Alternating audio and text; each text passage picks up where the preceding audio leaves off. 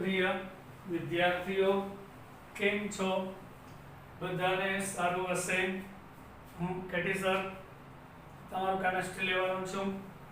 હવે આપણે આજે ચેપ્ટર 2 કોર્સની શરૂઆત કરીએ. બ્રિજ કોર્સના 6 લેક્ચર કેમિસ્ટ્રીના બનાવેલા હતા, તે ના જોયા હોય તો જોઈ લેજો.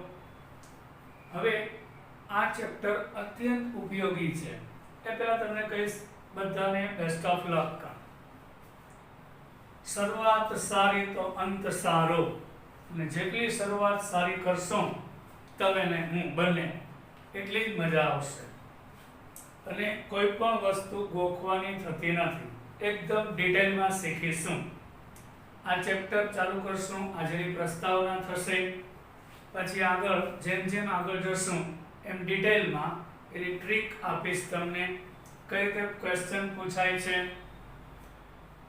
પછી આપણે એના એમસીક્યુ, એના ન્યુમેરિકલ્સ દાખલાઓ, એના શોર્ટકટ, એ બધું તમને મજા આવી જશે. એટલે આપણે ભણશું, પણ એકેય વસ્તુ ગોખવાની નહીં, સમજવાની. એટલે એનસીઈઆરટી ની બુક છે, લીટીએ લીટી સમજવાની હોય છે.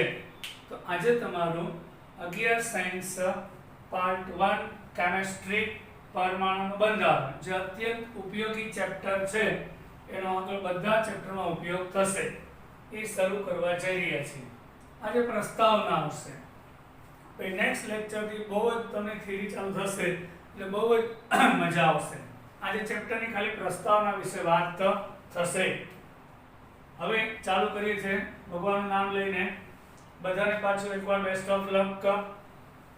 જુદા જુદા તત્વોની, તત્વ શબ્દ આવ્યું એટલે તરત જ મગજમાં આવે તત્વ એટલે કે એલિમેન્ટ. તત્વ 118 છે આપણા આધુનિક આવર્ત કોષ્ટકમાં. તો તત્વ કોને કહેવાય પહેલા એ ખબર હોવી જોઈએ. કોઈ ગોખવાનું નહીં કોઈ વસ્તુ. હાઇડ્રોજન છે છોકરાઓ તત્વ છે. કઈ રીતે? એક જ સરખા પરમાણુના બનેલા જથ્થાને તત્વ કહેવાય. આમાં બધા હાઇડ્રોજનના જ પરમાણુ હોય. ક્લોરીનને તત્વ કહેવાય, એમાં બધા ક્લોરીનના જ પરમાણુઓ હોય છે. પરંતુ છોકરાઓ HCl ને તત્વ કહી શકાય નહીં, કારણ કે આપણી તત્વની વ્યાખ્યામાં આવતું નથી. અહીંયા બે પ્રકારના તત્વ જોડાઈને નવો પદાર્થ બન્યો, એટલે સંયોજન થશે. આ તમને વાંચતા શીખડાવું છું, બુક તૈયાર કરતા શીખડાવીશ. જુદા જુદા તત્વની રાસાયણિક વર્તણૂક. બહુ દેખીતી વાત છે. સોડિયમ છે તો એ ધાતુ છે, ક્લોરીન છે અધાતુ છે. તો સોડિયમની રાસાયણિક વર્તણૂક કેવી? ઇલેક્ટ્રોન ગુમાવીને ધન આયન બનવાની. ક્લોરીનની વર્તણૂક કેવી? ઇલેક્ટ્રોન મેળવીને ઋણ આયન બનવાની. એટલે જુદા જુદા તત્વોની રાસાયણિક વર્તણૂક ની સમૃદ્ધ વિવિધતાને, એટલે આની જે વિવિધતા છે, આના ગુણધર્મ એ આના નથી, અલગ છે, એટલે વિવિધતા થઈ, જુદાપણું થયું. આ તત્વોમાંના પરમાણુના આંતરિક બંધારણ સાથે, એટલે આપણે પરમાણુનું બંધારણ જોશું, એની સાથે સરખાવી શકાય કે એને આરેખી શકાય કે આ બધા જુદા જુદા ગુણધર્મો માટે જવાબદાર કોણ છે? તો કે એનું બંધારણ, પરમાણુનું આંતરિક બંધારણ આ માટે જવાબદાર હોય છે. આ વાક્ય સમજાઈ ગયું. હવે પરમાણુનું અસ્તિત્વ. ભારત બહુ જ આગળ હતો. આપણા ઋષિ મુનિઓ બહુ જ હોશિયાર હતા. એમણે મંતવ્ય આપેલું કે પરમાણુનું અસ્તિત્વ ભારતીય અને ગ્રીક તત્વજ્ઞાનીઓ ઈસવીસન પૂર્વે 400 પ્રતિપાદિત કરેલ છે. એટલે પોતાના વિચારો રજૂ કરેલા હતા ઈસવીસન પૂર્વે 400 ભારતીય અને ગ્રીક વૈજ્ઞાનિકોએ. તેઓ એ મતના હતા કે પરમાણુઓ દ્રવ્ય શબ્દ આવ્યો છે, દ્રવ્ય. દ્રવ્ય ઇંગ્લિશમાં એને મેટર કહેશે. દ્રવ્ય એટલે કે અણુ, પરમાણુ કે આયનનો જથ્થો, એને દ્રવ્ય કહેવાય. આ દ્રવ્યની વ્યાખ્યા થઈ. આપણે એક બીકરમાં પાણી, ગ્લાસમાં પાણી ભરેલું હોય તો પાણી છે એ દ્રવ્ય છે, જથ્થો છે. હું એક લોખંડનો ટુકડો લઉં છું તો લોખંડનો ટુકડો છે એ દ્રવ્ય છે, એમાં પરમાણુનો જથ્થો છે, અહીંયા અણુનો જથ્થો છે. આવા જથ્થાને દ્રવ્ય કહેવાય છે. પરમાણુ એ દ્રવ્યના પાયાના ઘટક, બ્લોક છે. એટલે કે આ પદાર્થનો નાનામાં નાનો કણ એટલે પરમાણુ બ્લોક કહેવાય.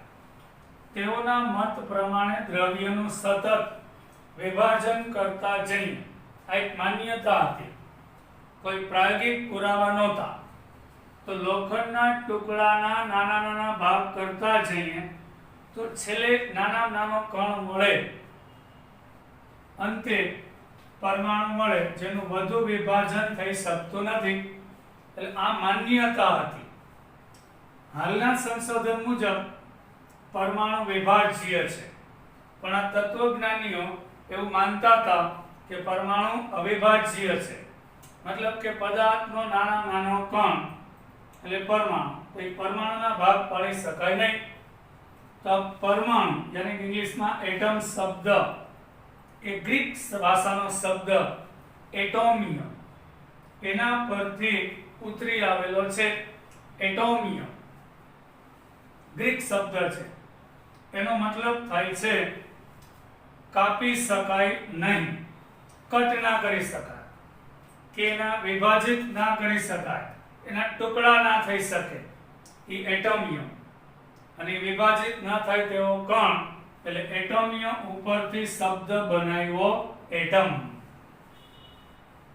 આ પૂર્વ વિચાર એટલે બહુ જૂનવાણી વિચાર માત્ર એક અડસટ્ટો જ હતો, સ્પેક્યુલેશન, એક માત્ર વિચાર, એક માત્ર કલ્પના હતી, અને તેની પ્રાયોગિક રીતે પરખ થઈ શકે તેમ ન હતી. કારણ કે એટલું વિજ્ઞાન વિકસિત થયેલું જ નહોતું, કોઈ સાધનો જ નહોતા કે હાલની તારીખે પણ પરમાણુ જોઈ નથી શકતા, અણુ પરમાણુ, પણ એવા સાધનો છે કે એના વર્ણપટ પરથી અભ્યાસ થઈ શકે છે, એવા કોઈ સાધનો નહોતા.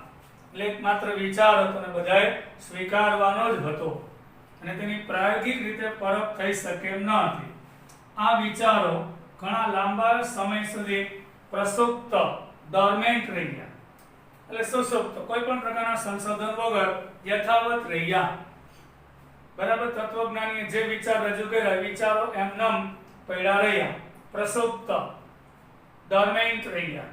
અને 19મી સદીમાં એટલે વિજ્ઞાનનો વિકાસ થયો, એટલે આ વિચારને ફરીથી સજીવન, પુનર્જીવિત કરવામાં આવ્યા હતા. કારણ કે ત્યારે વિજ્ઞાન વિકસિત થઈ ગયું હતું. હવે દ્રવ્યનો જે પરમાણુય સિદ્ધાંત હતો, દ્રવ્ય એટલે ખબર પડી ગઈ પદાર્થ, અણુ, પરમાણુ કે આયનનો જથ્થો. એ પરમાણુય સિદ્ધાંત બ્રિટિશ શાળાના શિક્ષક જ્હોન ડાલ્ટને 1908માં વૈજ્ઞાનિક આધાર પર રજૂ કર્યો હતો. તેના સિદ્ધાંતને ડાલ્ટનનો પરમાણુય સિદ્ધાંત કહેવામાં આવે છે. એટલે જ્હોન ડાલ્ટન એણે કેટલાક વૈજ્ઞાનિક પુરાવાઓ સાથે કીધું કે પદાર્થના નાના નાના ટુકડા કરતા જઈએ અને છેલ્લે નાનામાં નાનો કણ મળે એને પરમાણુ કહેવાય. આવા કેટલાક પુરાવા આપેલા હતા, આપણે ચેપ્ટરમાં આગળ આવશે જોશું. એને પરમાણુય સિદ્ધાંત કહે છે, અને પરમાણુય દ્રવ્યનો અંતિમ કણ તરીકે, એટલે એને એવું કીધું કે જેલા ગ્રીક અને ભારતીય તત્વજ્ઞાની માનતા હતા, એને કીધું કે તે સાચું છે કે નાનામાં નાનો કણ પરમાણુ અને તેનું વિભાજન થઈ શકે નહીં. હવે ડાલ્ટને જે પરમાણુય સિદ્ધાંત રજૂ કર્યો તે દળ સંચયના નિયમને આ બધું આપણે જોશું ડિટેલમાં, નિશ્ચિત પ્રમાણના નિયમને અને ગુણક પ્રમાણ. અહીંથી MCQ સ્ટાર્ટ થાય છે. ડાલ્ટનનો સિદ્ધાંત MCQ કયા નિયમોને સમજાવે છે? તેમાં પહેલો આવશે દળ સંચયનો નિયમ. હવે દળ સંચય શું છે? તમારે યાદ છે ઊર્જા સંરક્ષણનો નિયમ આવી ગયો. ક્યારેય કોઈ ઊર્જાનો નાશ થતો નથી કે ઊર્જાનો સર્જન થતું નથી, માત્ર તેનું એક સ્વરૂપમાંથી બીજા સ્વરૂપમાં રૂપાંતરણ થાય છે. એ ઊર્જા સંચયનો નિયમ છે. એ ત્યાં દળ સંચયનો નિયમ છે. એટલે એને શું કીધું કે હાઇડ્રોજનની ક્લોરીન સાથે પ્રક્રિયા થાય તો અહીં 2HCl બનશે. હાઇડ્રોજનનો પરમાણુ ભાર 1 છે તો 2 હાઇડ્રોજનનો 2 થશે. ક્લોરીનનો પરમાણુ ભાર 35.5 છે તો 2 નો 71 થશે. તો અહીંયા 2 હાઇડ્રોજન અને 2 ક્લોરીન એટલે 73 થયું. એટલે પ્રક્રિયા થયા પહેલા દ્રવ્યનો જથ્થો અને પ્રક્રિયા થયા પછી નિપજનો જથ્થો એનો દળ અચળ હોય છે, ક્યાંય દળમાં વધઘટ નહીં થાય. સાદી ભાષામાં 2 ગ્રામ હાઇડ્રોજન 71 ગ્રામ ક્લોરીન સાથે પ્રક્રિયા કરે તો 73 ગ્રામ હાઇડ્રોક્લોરિક એસિડ આપે છે. આ થયો દ્રવ્ય સંચય કે દળ સંચયનો નિયમ કહેવાય. એની સમજૂતી આપે છે. પછી નિશ્ચિત પ્રમાણનો નિયમ. વિશ્વમાં કોઈ પણ એક સંયોજન ગમે તે પદ્ધતિથી બને તેમાં રહેલા તત્વોનું પ્રમાણ નિશ્ચિત હોય છે. જેમ કે પાણી બનાવવું છે તો અહીંયા 2 હાઇડ્રોજન અને 1 ઓક્સિજન જોડાય. આ 1O2 એટલે 1 ઓક્સિજન H2O બનશે. બીજી રીત છે હાઇડ્રોજન પેરોક્સાઇડને ગરમ કરીએ તો પણ H2O અને ઓક્સિજન એકલો ના લખાય, એટલે એક લખવું હોય તો 1O2. આ રીત છે કેમિસ્ટ્રીમાં. હવે પાણી બે રીતે બન્યું. હાઇડ્રોજન ને ઓક્સિજન સાથે બાળતાય પાણી બને અને હાઇડ્રોજન પેરોક્સાઇડ ને ગરમ કરતાય પાણી બને. પણ બનતા પાણીમાં હાઇડ્રોજન અને ઓક્સિજનનું પ્રમાણ 2:1 નિશ્ચિત છે. એટલે નિશ્ચિત પ્રમાણનો નિયમ થયો. જો સંયોજન બદલી જાય તો આ પ્રમાણ બદલી જાય. એટલે સંયોજનમાં રહેલા તત્વનું પ્રમાણ નિશ્ચિત હોય છે. એટલે હાઇડ્રોજન 2 ઓક્સિજન 1 2:1 સમજાય છે છોકરાઓ? એ નિશ્ચિત પ્રમાણ છે. હવે NaCl લઈએ તો સોડિયમ ક્લોરાઇડ. તેમાં સોડિયમ અને ક્લોરીનનું પ્રમાણ 1:1. તો NaCl ગમે રીતે બનાવો, કોઈ એક સંયોજનમાં રહેલા તત્વનું પ્રમાણ નિશ્ચિત હોય છે. એ નિશ્ચિત પ્રમાણનો નિયમ થયો. પછી ગુણક પ્રમાણનો નિયમ. હવે તમને કહું, 2 તત્વો જોડાઈને એક કરતા વધારે સંયોજન બનાવે. કાર્બન 1 ઓક્સિજન સાથે જોડાય. 1O2 લખું છોકરાઓ એટલે 1 ઓક્સિજન. 1 ઓક્સિજન આ તો લખવાનું એલાઉડ નથી. ઓક્સિજન O2 હોય. 1 લખો એટલે 2 વડે ભાંગું એટલે 1O2. હવે કાર્બન પ્લસ O2 હોય તો CO2 બનશે. એટલે જ્યારે કોઈ એક તત્વ બીજા તત્વ સાથે જુદા જુદા પ્રમાણમાં સંયોજાય તો એમાં દળ છે નિશ્ચિત સંખ્યામાં. અહીંયા 1 ઓક્સિજન વપરાય તો અહીં 2 વપરાય. એટલે અહીંયા 12 ગ્રામ કાર્બન સાથે 16 ગ્રામ. હું એનો પરમાણુ ભાર લખું છું. 12 ગ્રામ કાર્બન સાથે 16 ગ્રામ. તો આના 12 ગ્રામ સાથે 16 દુ 32 ગ્રામ ઓક્સિજન વપરાય છે. તો પહેલામાં 1 ગણો તો બીજામાં 2 ગણો. એટલે ગુણક પ્રમાણનો નિયમ કહેવાય. એટલે બે તત્વો જુદા જુદા પ્રમાણમાં સંયોજાય, એક કરતાં વધારે સંયોજન બને ત્યારે કોઈ એક તત્વના દળ સાથે સંયોજાતું બીજું તત્વનું દળ એકબીજાના ગુણાંકમાં હોય છે. આ 16 અને 32 બે ગણો હોય છે, એટલે 16:32 થશે. એટલે ડાલ્ટનનો પરમાણુય સિદ્ધાંત જે 1908 માં રજૂ થયો એ કોની સમજૂતી આપે છે?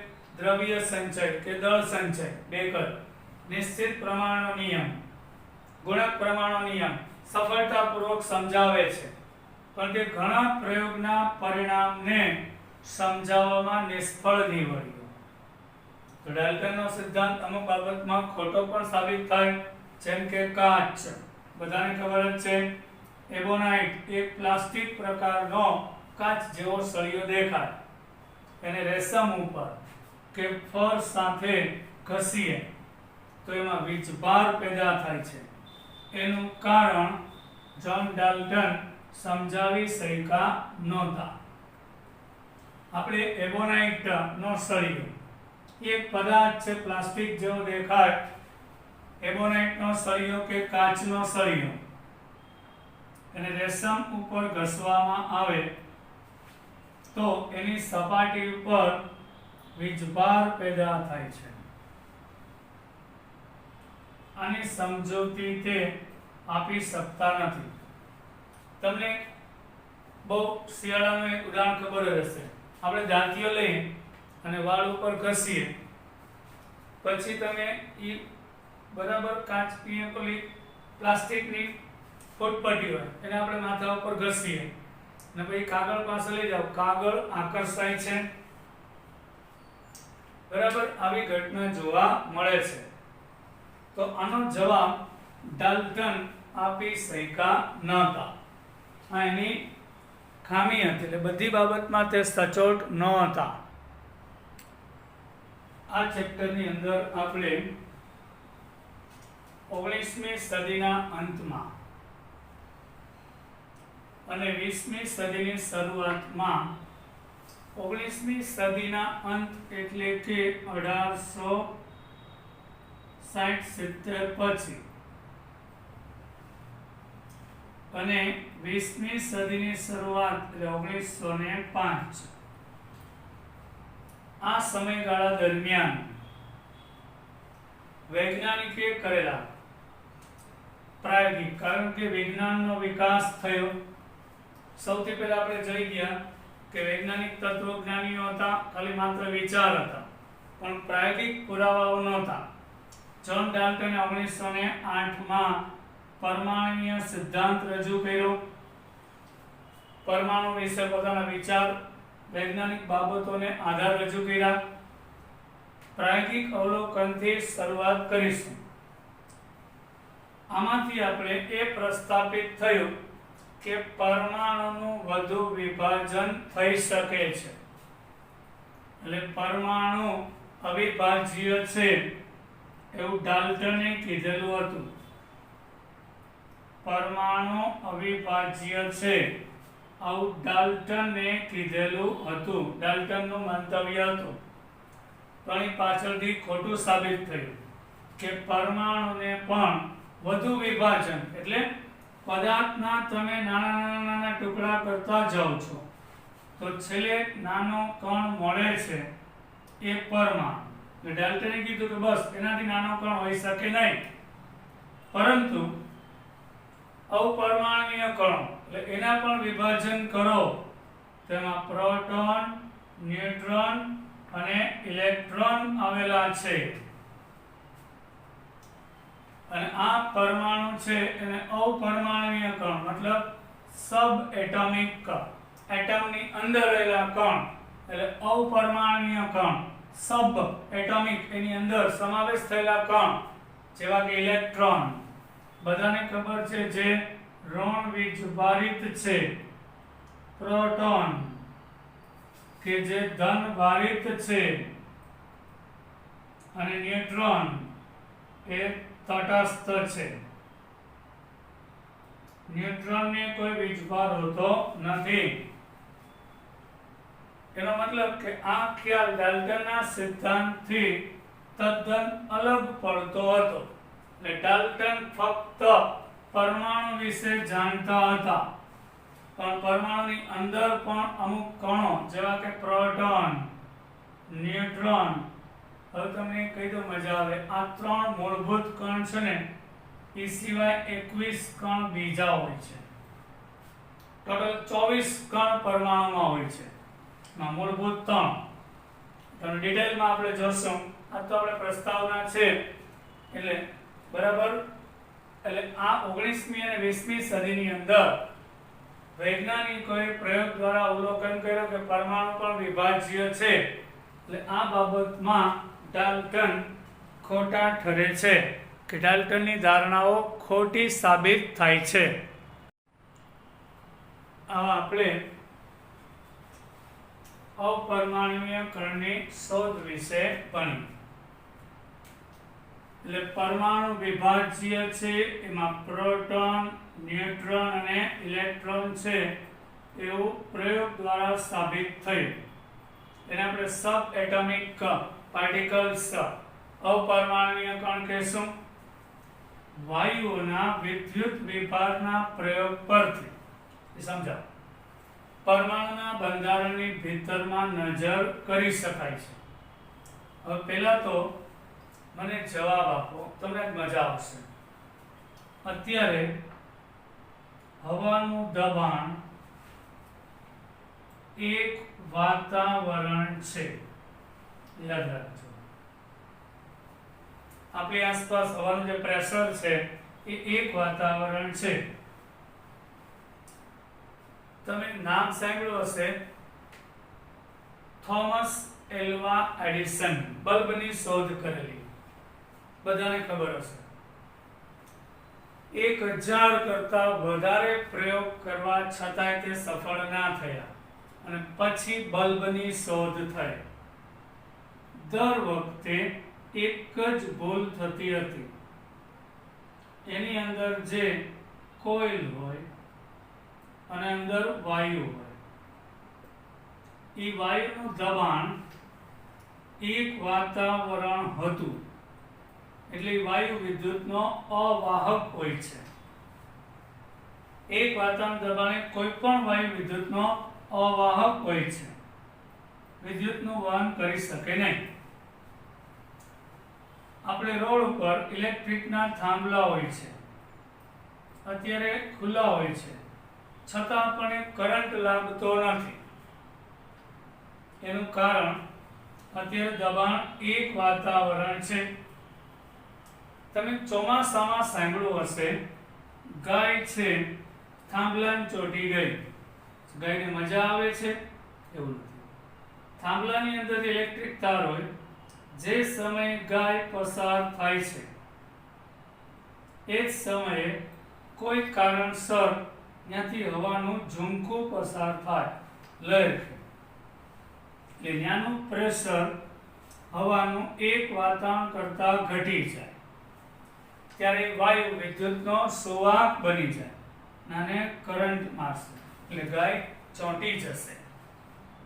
એના હિસાબે તેને શોર્ટ લાગે છે. હજી એક વાત, હેલિકોપ્ટર છે એ કયા સિદ્ધાંત પર કાર્ય કરે છે ખબર છે? હેલિકોપ્ટરમાં પાંખિયા હોય છે. એ પાંખિયાઓ ઉપર તરફ ફરતા હોય છે. હેલિકોપ્ટરની અંદર પાંખિયા હોય છે જે ઉપર તરફ ફરતા હોય છે. બધા જોયું હશે. આ બ્લેડ હોય છે.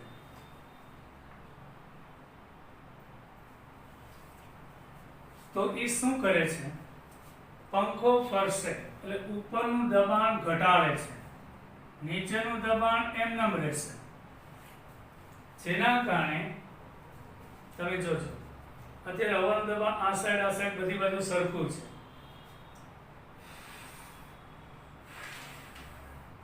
મેં ફૂંક ઉપરની સાઈડ મારું છું, નીચે નહીં, આમ નહીં.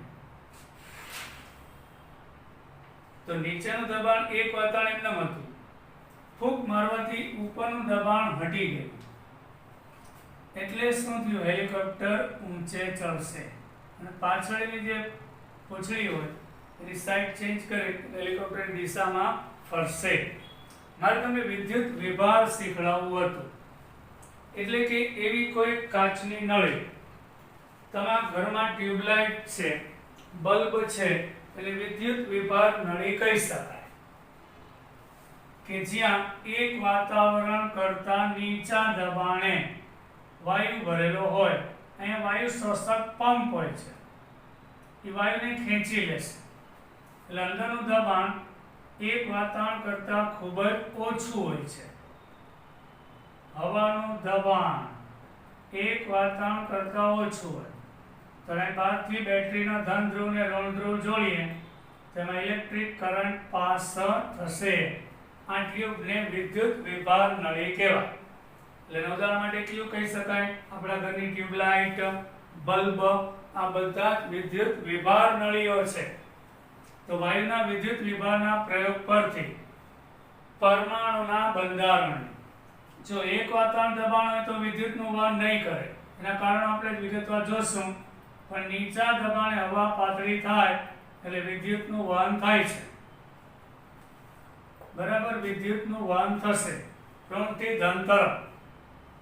અને આવા પ્રયોગ આપણે ડિટેલમાં કાલે જોશું. આ પરિણામની ચર્ચા કરતા પહેલા આપણે વીજભારિત કણ, તમને આ સમજાઈ ગયું પેલા છોકરા, વિદ્યુત વિભાર નળી એટલે અહીંયા વાયુ શોષક પંપ હોય, જેમ હવા ભરવાનો પંપ હોય વાયુ શોષક પંપ હોય. એ ટ્યુબની અંદર વૈજ્ઞાનિકે વાયુ ભર્યા, હાઇડ્રોજન, હિલિયમ, નિયોન, કોઈ પણ વાયુ હોવો જોઈએ. વાયુ ભર્યો, પછી એને બહારથી બે પ્લેટ બેસાડી અને એમાં ઇલેક્ટ્રિક કરંટ પાસ કર્યો તો વિદ્યુતનું વહન થયું. અને આ પ્રયોગને વિદ્યુત વિભારના પ્રયોગ કહેવાય. એના બંધારણની ભીતરમાં, એટલે પરમાણુના બંધારણની ભીતરમાં નજર કરી શકાય. હવે એ બધા જ પ્રયોગ આપણે વિગતવાર કાલે થિયરીમાં આવશે. આ પરિણામની ચર્ચા કરતા પહેલા એટલે આપણે ઇલેક્ટ્રોનની શોધ, પ્રોટોનની શોધ, ન્યુટ્રોનની શોધ ડિટેલમાં પ્રયોગ દ્વારા શીખીશું. હવે આ ચર્ચા કરતા પહેલા વીજભારિત કણ કે જે પરમાણુની અંદર વીજભારિત કણો છે એની વર્તણૂક વિશેનો પાયાનો નિયમ ધ્યાનમાં રાખવો જોઈએ. સમાન વીજભાર એકબીજાને અપાકર્ષે છે અને અસમાન વીજભાર એકબીજાને આકર્ષે છે. આ એક વાક્ય છે જેની આપણે આગલા પ્રયોગમાં જરૂર પડશે. વિદ્યુત વિભાર નળી એટલે કે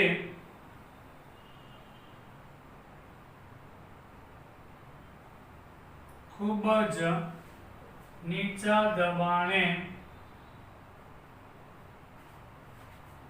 વાયુ ભરેલી નળી કે જે વિદ્યુતની સુવાહક હોય છે.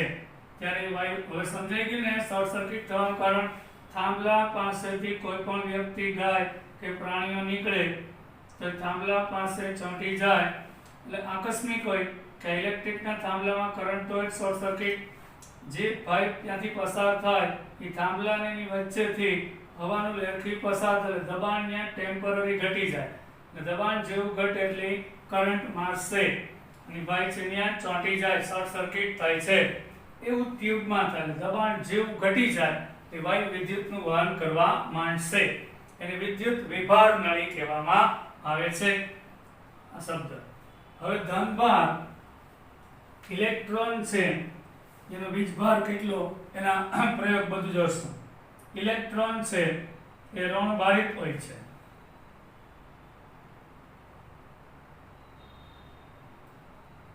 ઇલેક્ટ્રોન છે એ ઋણ વીજભારિત હોય છે. પ્રોટોન એ ધન ભારિત હોય છે. અને ન્યુટ્રોન છે આપણા મૂળભૂત કણો એ તટસ્થ હોય છે, એને કોઈ વીજભાર હોતો નથી. તો ઇલેક્ટ્રોન વચ્ચે અપાકર્ષણ થાય એટલે સમાન વીજભાર એકબીજાને અપાકર્ષે છે. ટૂંકમાં એક વાક્ય છે અને અસમાન વીજભાર પ્રોટોન અને ઇલેક્ટ્રોન ધનને ઋણ પ્રત્યે ઋણને ધન પ્રત્યે આકર્ષણ હોય છે તો કોની વચ્ચે અપાકર્ષણ થાય ઇલેક્ટ્રોન વચ્ચે પ્રોટોન વચ્ચે અપાકર્ષણ પણ કોની વચ્ચે આકર્ષણ હોય વિરુદ્ધ વીજભાર હોય પ્રોટોન ધન ભારિત ઇલેક્ટ્રોન ઋણ ભારિત આ બંને વિરુદ્ધ વીજભાર ધરાવે છે તો વિરુદ્ધ વીજભાર વચ્ચે હંમેશા આકર્ષણ હોય છે એટલે સમાન વીજભાર વચ્ચે અપાકર્ષણ અને વિરુદ્ધ વીજભાર વચ્ચે આકર્ષણ હોય છે હવે આપણે ઇલેક્ટ્રોનની શોધ આશા રાખું બધાને મજા આવી હશે લાઈક કરજો આ તો જે પહેલો લેક્ચર હતો કાલથી બહુ જ મજા આવશે આપણે ખાલી ચેપ્ટરની આજે પ્રસ્તાવના જ શીખાશે આવા બધા પ્રયોગ દ્વારા એક્સપેરિમેન્ટ દ્વારા તમને મગજમાં ઉતારી જ દઈશ બરાબર લાઈક કરજો બાય આજે અહીં સુધી રાખીએ ફરી પાછા નેક્સ્ટ લેક્ચરમાં મળીશું બધાને બેસ્ટ ઓફ લક